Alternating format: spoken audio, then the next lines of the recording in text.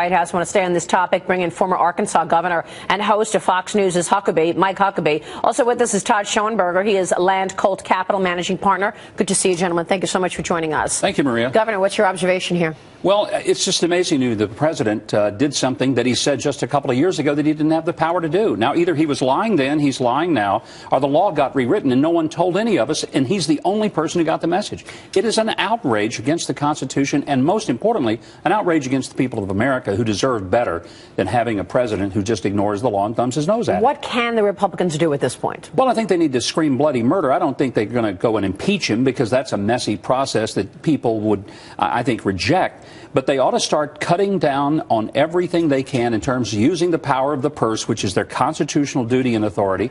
And perhaps a lawsuit is in order. Right? It's hard to figure out exactly who they sue, how they sue. But I think they need to pull every tool out of the toolbox to try to stop what is a runaway president. Todd Schoenberger, in terms of the impact on markets and the economy, do you see any?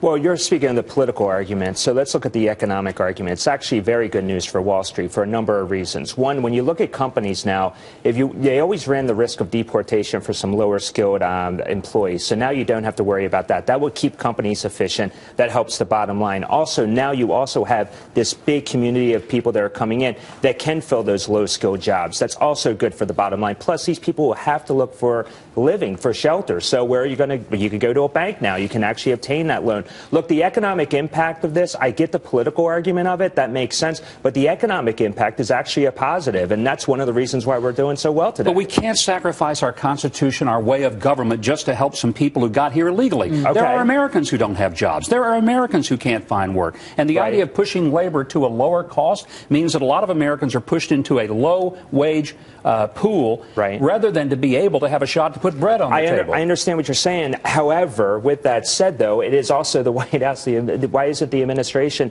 The job opportunities, they haven't been there. So what's the administration been doing all along anyway? Look, we're adding 5 million people here. They've already been here. Look, this is a clear political argument. I'm questioning this, though. I'm questioning this because if you're talking about 5 million illegals who, up until now, who have been getting paid under the table by cash. They have not been paying taxes. What's to say that they're actually going to say, oh, okay, the president had an executive order. I think I'm going to come clean. I'm going to come out of the shadows. In fact, I am going to pay taxes. I'd rather get paid what I was getting paid, but give half to the government. Think that's really going to happen?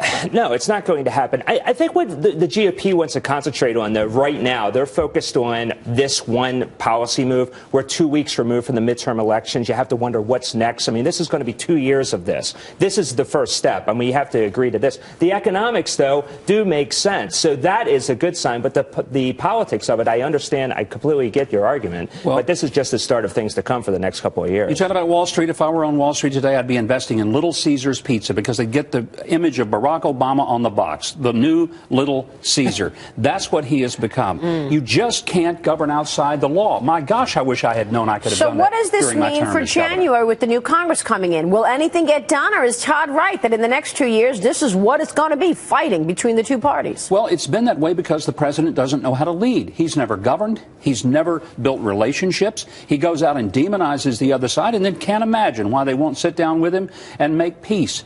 This is not going to happen. Look, the best thing that happened is that Republicans will at least hold both houses of Congress. They will send things to him. He will veto it. But the American people will finally understand that they don't have a president who leads. They've got a person who, for some reason or another, believes he has been elected to be the emperor of the United States. The position that last time I checked, we don't even have. Real quick, how much of this is the fact that the president sees this as a crisis, needed to get this done now, immediately, and how much is it, I just want to poke in the eye of the Republicans because I just lost in the midterms? If this was a big crisis, he could have done it when he had both houses of Congress. He had Democrats running the House and the Senate, never lifted a finger. This is raw politics, and it stinks to high heaven. Governor Todd, stay with me. A lot to talk about with you both. I want to get your take on the China rate cut, Todd, because I believe that that's why this market's rallying in non-immigration. But we'll talk about that coming up next. We've got a market that is up 150.